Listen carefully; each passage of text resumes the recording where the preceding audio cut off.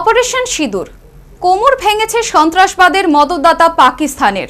সেনাবাহিনীর জয়ের আনন্দে আত্মহারা ভারতবাসী।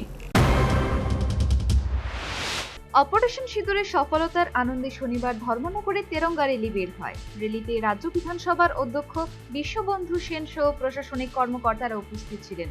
এছাড়াও এই র্যালিতে ভারতীয় জাতীয় পতাকা হাতে আইনজীবী সহ নানান পেশার জনগণদের স্বতঃস্ফূর্ত অংশগ্রহণ লক্ষ্য করা যায়।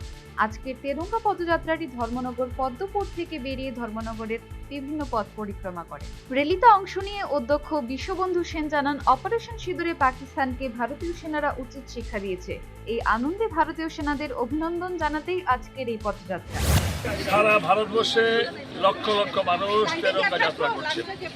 এই তেরঙ্গা যাত্রা কিন্তু শুধু নির্দিষ্ট আমাদের ভারতীয় জনতা পার্টি দলের নয়, এটা আম জনতা, ভারতবাসী, ভারতবর্ষের মানুষের হৃদয়ে আবেগ আজকে এখানে বহিঃপ্রকাশ হচ্ছে। সারা ভারতবর্ষের দিকে দিকে উত্তর দক্ষিণ পূর্ব পশ্চিম আবার বৃদ্ধ বনিতা, কাশ্মীর থেকে কন্যাকুমারীতে এই মিছিল চলছে, চলবে। কারণ পাকিস্তানকে এবার যেভাবে দুর্মুষ করেছে আমাদের ভারতীয় সেনাবাহিনী, পাশাপাশি আমাদের নরেন্দ্র মোদীজির যে নেতৃত্ব, রাজনাথ সিংজির যে নেতৃত্ব, অমিত শাহজির যে নেতৃত্ব, পাকিস্তানকে কোমর ভেঙে মাটিতে শুয়ে দিয়েছে।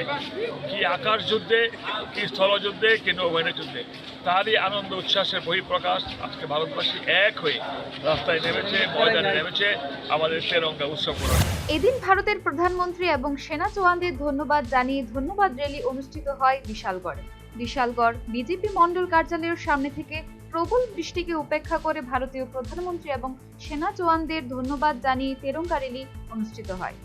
উপস্থিত ছিলেন বিধায়ক সুশান্ত দেব, বিধায়িকা অন্তরা সরকার দেব, জেলা সভাপতি সুপ্রিয়া দাস দত্ত, বিশালগড় বিজেপি মণ্ডলের মণ্ডল সভাপতি তপন দাস, সিপাহীজলা জেলা উত্তরের সভাপতি বিপ্লব চক্রবর্তী সহ অন্যান্যরা। এদিন ভারতের প্রধানমন্ত্রী নরেন্দ্র মোদী ও ভারতের সেনাবাহিনীকে অভিনন্দন জানিয়ে খোয়াই তিরঙ্গা যাত্রা শুরু হয়। বিজেপি খোয়াই জেলা কমিটির উদ্যোগে তিরঙ্গা র্যালিতে মন্ত্রী বিকাশ দেববর্মা, বিধায়ক পিনাকি দাস চৌধুরী, বিজেপি খোয়াই জেলা সভাপতি বিনয় দেববর্মা, খোয়াই জেলা পরিষদের সভাধিপতি অপর্ণা সিংহ রায় সহ অন্যান্যরা উপস্থিত ছিলেন। এদিন বিজেপি নেতা কর্মী সমর্থকদের উপস্থিতি ছিল লক্ষণীয়।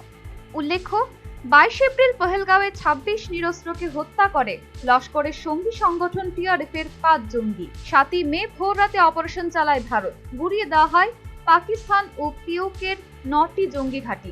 এরপর ভারতের সীমান্তবর্তী রাজ্যগুলির জনবহুল এলাকা এবং সেনা ঘাঁটিকে লক্ষ্য করে হামলা চালায় পাকিস্তান। সেই হামলা প্রতিহত করার পাশাপাশি প্রত্যাঘাত করে ভারত। তাতেই তছনছ হয়ে গিয়েছে পাকিস্তানের একাধিক বায়ুসেনা ঘাঁটি। ভারতীয় সেনার অভিযানে নিহত হয়েছে 100 জনের বেশি জঙ্গি, 35 থেকে 40 জন পাক সেনা। Bureau report, news vanguard.